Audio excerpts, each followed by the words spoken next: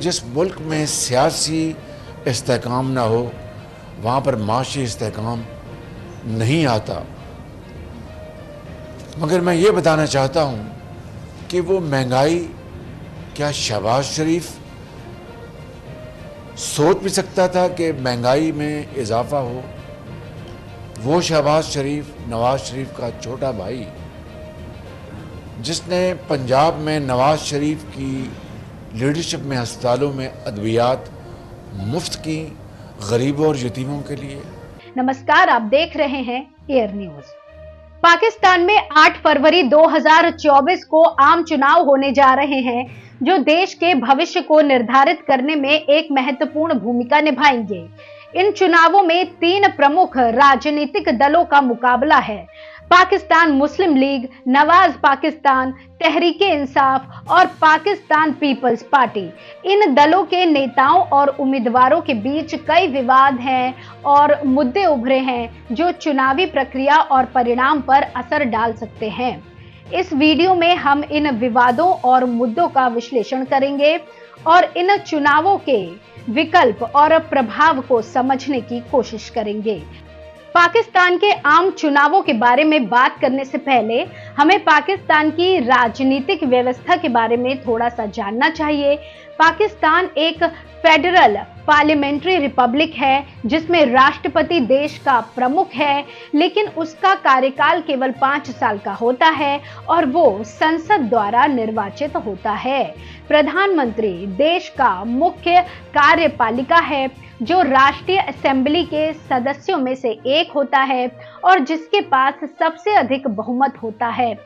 राष्ट्रीय असेंबली देश का निचला सदन है, जिसमें 342 सीटें हैं, जिनमें से 272 सीटें सामान्य चुनावों के माध्यम से भरी जाती हैं और शेष 70 सीटें आरक्षित होती हैं, जिनमें से 60 महिलाओं के लिए और 10 अल्पसंख्यकों के लिए होती हैं। सेनेट देश का ऊपरी सदन है, जिसमें 104 सीटें हैं, जो संघीय राज्यों और फाता, जिसे फेडरली एडमिनिस्ट्रेटेड ट्राइबल एरिया कहते हैं, के विधायकों द्वारा चुनी जाती है। पाकिस्तान के आम चुनावों के लिए 3 प्रमुख राजनीतिक दलों के बारे में जानना जरूरी है, जिसमें पाकिस्तान मुस्लिम लीग, नवाज पीएमएल, जो कि देश की सबसे बड़ी राजनीतिक पार्टी है, जिसका नेतृत्व पूर्व प्रधानमंत्री नवाज शरीफ और उनके भाई शहबाज शरीफ कर रहे हैं। ये पार्टी पंजाब और गिलगिट बाल्टिस्तान के राज्यों में सरकार बनाने में कामयाब रही है और वर्तमान में केंद्र में विपक्ष की भूमिका निभा रही है। ये पार्टी आर्थिक विकास, बिजली की कमी को दूर करने, आतंकवाद के खिलाफ लड़ाई, चीन के साथ गहरे संबंध और भारत के साथ शांतिपूर्ण बातचीत के लिए जानी जाती है। इस पार्टी के कई नेता और कार्यकर्ता भ्रष्टाचार, धोखाधड़ी, निर्वाचन उल्लंघन और अन्य अपराधों के आरोपों का सामना कर रहे हैं। इस पार्टी का मुख्य उम्मीदवार प्रधानमंत्री के पद के लिए शहबाज शरीफ हैं, जो पंजाब के पूर्व मुख्यमंत्री हैं।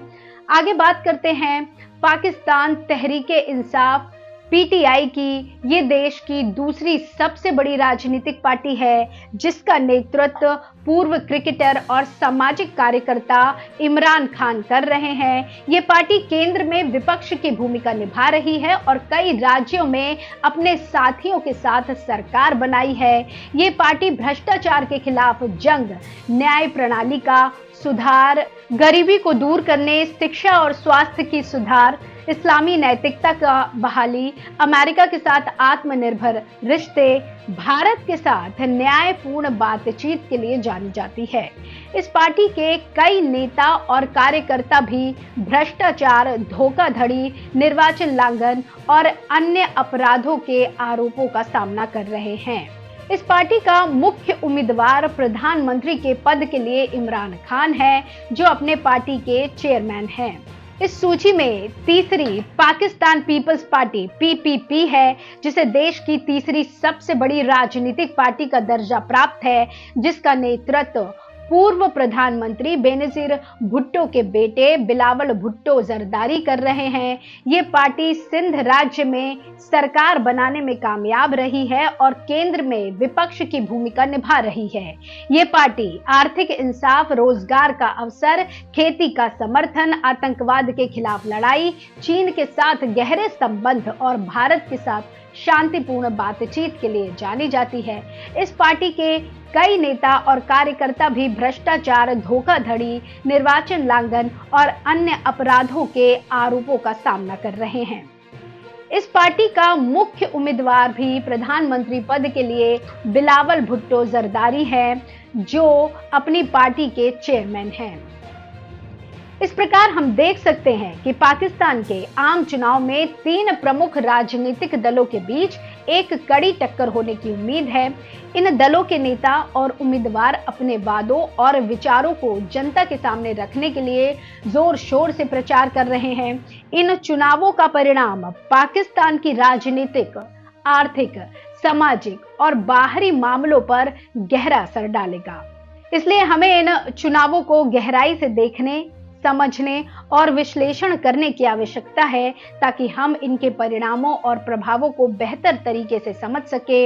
हमें यह भी समझना होगा कि इन चुनावों का पाकिस्तान और पाकिस्तान के मतदाताओं के लिए क्या महत्व है और वे इसे कैसे स्वीकार करते हैं। इसी के साथ हम इस वीडियो को यहाँ समाप्त करते हैं। हमें आशा है आपको ये जानकारी उपयोगी लगी होगी और ये आपके ज्ञान और समझ में वृद्धि करेगी।